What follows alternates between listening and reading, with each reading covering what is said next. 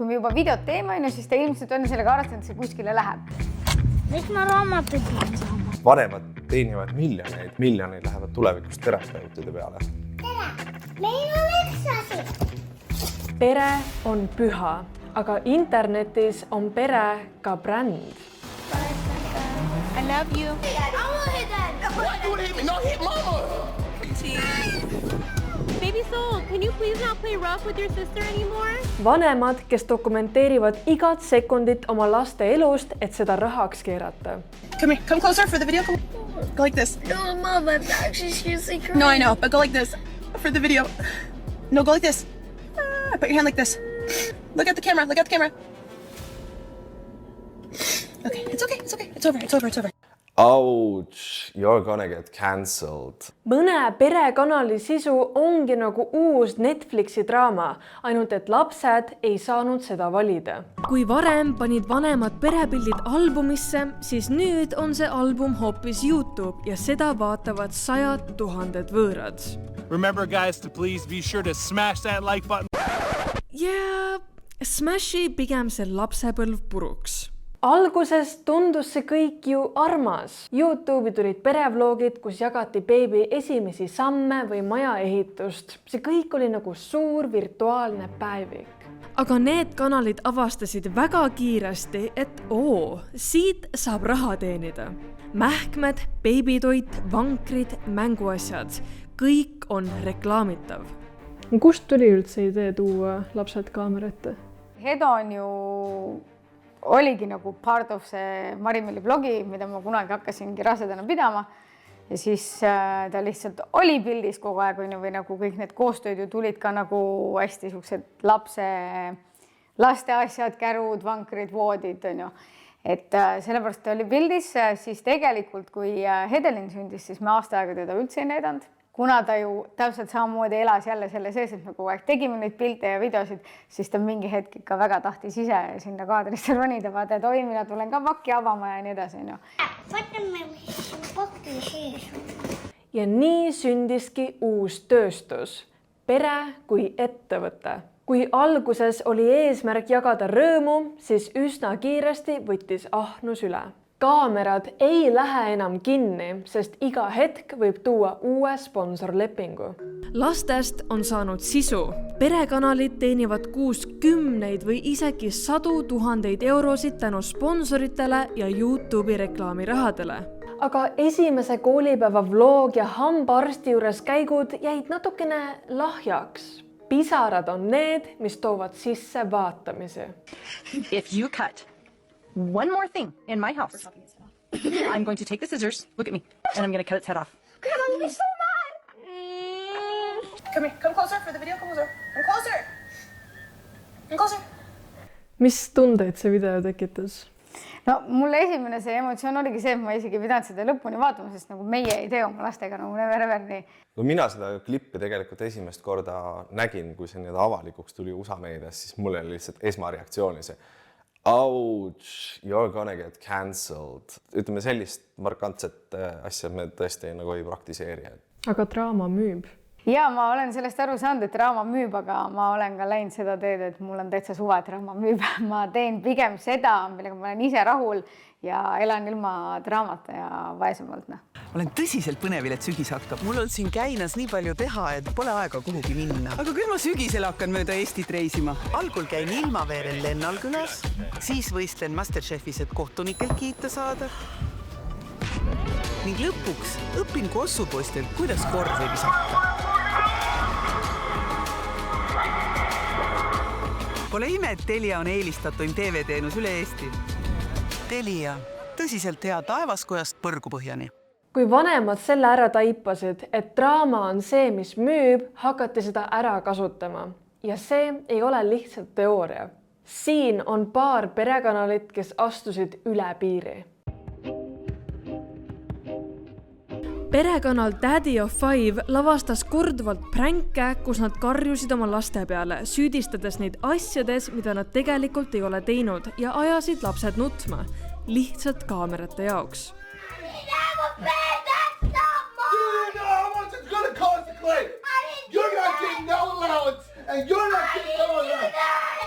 alguses vaatajad arvasid, et see on ülepingutatud huumor, aga tuli välja, et lapsed said päriselt trauma. Lõpuks kaotasid nad 2 lapse hooldusõiguse ja YouTube pani nende kanali kinni, sest see polnud enam nali, see oli väärkohtlemine. Kui endal parasjagu lapsi ei ole, siis saab neid alati adopteerida. Seda tegi Maika Stauffer. Ta adopteeris Hiinast väikese poisi ja tegi temast terve YouTube'i sarja.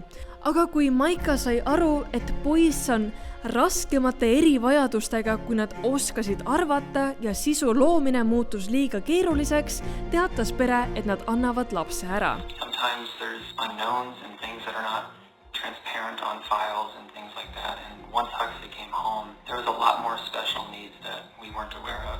Jep, laps nagu kassipoeg, kes antakse ära, sest ta osutus mitte sobivaks. Maika ütles, et see polnud kunagi raha ega kuulsuse jaoks, ta lihtsalt tahtis aidata. Internet seda väga ei uskunud ja pärast avaliku vabanduse postitamist kustutas ta ära nii enda kui ka pere YouTube'i kanali. See oli 5 aastat tagasi ja siiamaani ei ole ta sotsiaalmeediasse mitte midagi postitanud. Ja siis on lugu ühest kõige kuulsamast YouTube'i perekanalist, 8 Passengers. See oli mormooni pere. Ema Ruby, isa Kevin 6 lapsega. Alguses tundus kõik nagu klassikaline wholesome perekanal. Hommikurutiinid, kooli viimine ja nii edasi. Aga pikapeale hakkasid vaatajad märkama midagi imelikku. Ruby rääkis videos, kuidas lapse enda vastutus on teha endale kooli lõuna kaasa ja kuidas ta loodab, et keegi teine talle süüa ei annaks, et laps saaks tunda nälga. I know that her teacher is uncomfortable with her being hungry and not having a lunch, and it would ease her discomfort if I came to the school with a lunch. But I responded and just said, Eve is responsible for making her lunches in the morning. Hopefully nobody gives her food and nobody steps in and gives her a lunch. Teises klipis tuli välja, kuidas ta pojalt võeti ära oma tuba ja voodi ja ta pidi 7 kuud magama kotttoolil. My bedroom was taken away for 7 months and then you give it back like a couple weeks ago. I don't think our viewers know that. Sleeping on a beanbag. I've been sleeping on a beanbag since October. Aastaid jooksis see YouTube'is nagu lihtsalt range kasvatus Ruby poolt. Kuniks üks tema lastest põgenes naabrite juurde. Poiss oli nälginud, haavadega ja ta pahkluudel oli teip ja villid. 2024 mõisteti Ruby Frank süüdi 4 kuriteos, milles igaühe karistus on 1–15 aastat. Täpne karistuse pikkus on veel otsustamisel, aga liitkaristusena peab ta istuma vangis miinimum 4 ja maksimaalselt 30 aastat. Kui ma olen ka ise neid välismaa sisuloojad ja ütleme pere sisuloojad jälginud, siis seal käib just nagu ületrumpamine, et ma pean olema temast parem, aga tihtipeale on kannatajaks nagu need lapsed. Aga täna vanemad on kuidagi selles rahaahnusest pimestatud, et nad ei mõtle sellele, mis on 10-15 aasta pärast. Üks kõige esimesi laps YouTuberid oli siis see Ryan Plays või Ryan, kes siis ka unboxis ja lihtsalt see tema käitumismaneer, et ta nagu kogu aeg, ütleme teisest eluaastast peale, sa kasvad üles siukse käitumismaneeriga. Võtame nüüd on see sama, siis on see Nastja, eks ole. Ma nägin mingid intervjuud selle Nastjaga, tegelikult ta on samasugune, nagu ta on ka videotes, ta kasvabki, et sellel inimesel saab tulevikus nagu päris raske olema. Hi guys, I have a like Nastja doll. It's like the best doll. Bye! Jah, vanemad teenivad miljoneid, aga ma ütlen, et need miljoneid lähevad tulevikus terapeutide peale. Need lood on tõestus sellest, et kui mängus on raha, kuulsus ja klikipõhine majandus, siis ahnus võtab üle ja lapsed jäävad alati kaotajaks. Kui me ka räägime sellest, et meil on vahest mingid koostööd olnud, kus siis tellitakse sisu nii, et me tahaks, et lapsi ka näitaks. Ja vahest lihtsalt on see, et ei ole laste jaoks see õige päev.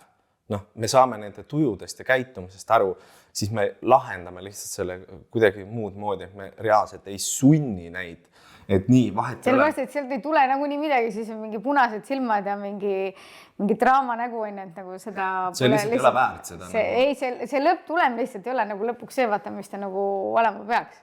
kujuta ette, et iga su samm, nutuhoog või piinlik moment on internetis üleval. Sa ei saa öelda ära filmi mind, sest see on su vanemate töö. Aga oletame, et skandaale ei ole. Vanemad on armsad ja teevad seda heade kavatsustega. Ka siis ei pääse lapsed puhtalt. Sellele olukorrale on lausa uus termin välja kujunenud. Sharenting ehk sharing ja parenting. Sharenting on oma lapse pidev sotsiaalmeediasse postitamine. Edusammud, et ta oskab ise potil käia, pilte kooli lõpetamisest ja tunnistusest või ekstreemsemates olukordades omavaheliste sõnumite avalikustamine. Psühholoog Susan Albers räägib, et noored toovad tihti teraapias välja, et vanemad on jaganud midagi, mis tekitab neile ebamugavust. I think I started my period. What? How do you feel about it? My heart is racing. Oh my gosh. Lisaks veel võib see lapse identiteedi arengut takistada, sest lapse minapilt peab võistlema sellega, kuidas vanem teda internetis näitab. Teiste uuringute ülevaade näitab, et sharenting võib panna lapsed tundma, et nende õigusi ja iseseisvust rikutakse. Lapsed on üsna noored teil. Kuidas te otsustasite nende privaatsuse ja nõusoleku üle?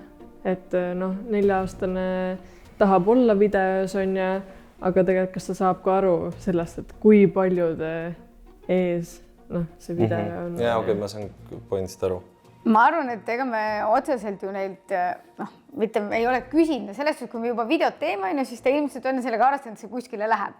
See, et ta ilmselt ei saa aru, see 4-aastane sellest mastaabist, et mitme inimeseni ta jõuab, see on niisugune kaheldav. Et rääkides sellest 4-aastasest ja tõesti sellest, et kui seda videot vaatab 25 000 inimest, ta tõesti ei adu seda, ma olen sellega nõus, aga samas ma olen valmis selleks või teadlik, et kui ta on piisavalt vana, ta ütleb, ma ei taha, et must oleks ühtegi videot. Ja loomulikult võib sellest kõigest ka välja kujuneda usaldushäire lapse ja vanemate vahel. Ühes uuringus, kus osales 1012 kuni 16 aastast Briti teismelist, ütles 71% neist, et vanemad ei austa piisavalt nende digitaalset identiteeti.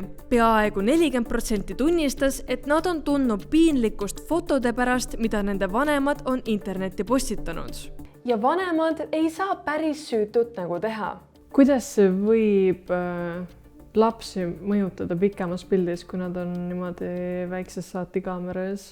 No selles suhtes meie lapsed on kuidagi selle sees üles kasvanud, et isegi ma just üks päev tegime siin mingit rabarberi kooki, siis Hedelin tuli ootamata pilti vahepeal, et ta on kasvanud selle sees, et see lihtsalt on kuidagi tal loomuses, et ma arvan, et võib-olla see, kui me räägime positiivsemast poolest, siis pigem ma arvan, annab neile sellist julgust olla kaamera ees ja teha pilte ja videosid. Aga kui me räägime negatiivsest poolest, siis ma räägin, et õnneks meie ei käitu nendega kuidagi alandavalt või me ei sunni neid midagi tegema, et ma arvan, et neile mingid traumad sellest ei jää. 1, 2, 3. Kas teie teate, miks piknik on hea?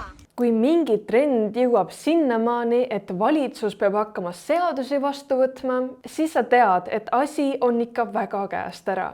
2024 Prantsusmaal võeti vastu seadus, et kui vanemad omavahel ei nõustu, võib üks vanem teisel keelata lapse piltide postitamise.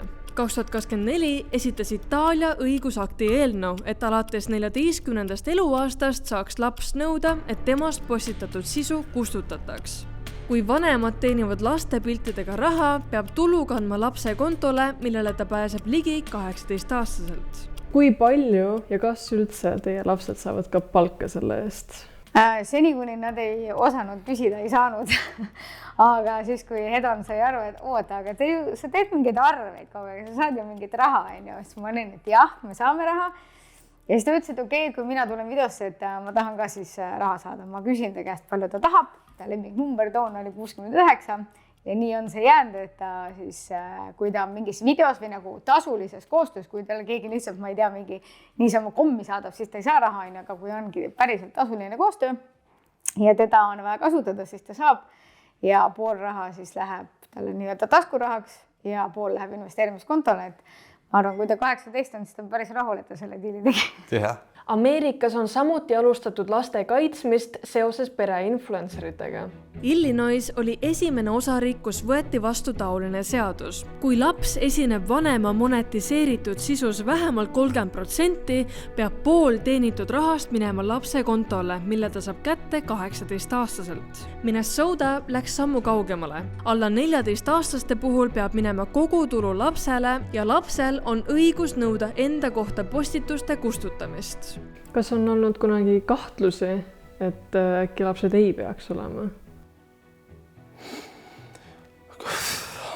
Ma ei ütleks, et meil ei ole seda kahtlust olnud, et kas lapsed nüüd peaks olema või ei peaks, sest me jätame alati neile selle mingis mõttes ka otsustusõiguse ja samas me näeme ise vanematena ju, et nagu täna ei ole see päev, et sul on maks paha tuju, me kannatame selle asjaga või teeme ise, leiame muu lahenduse. Need lood ja seadused on alles algus. Järgmise 10 aasta jooksul näeme kindlasti, kuidas täiskasvanuks saanud lapsed küsivad oma vanematelt, miks sa mu lapsepõlve maha müüsid? Jätke oma arvamused ja või kogemused kommentaaridesse.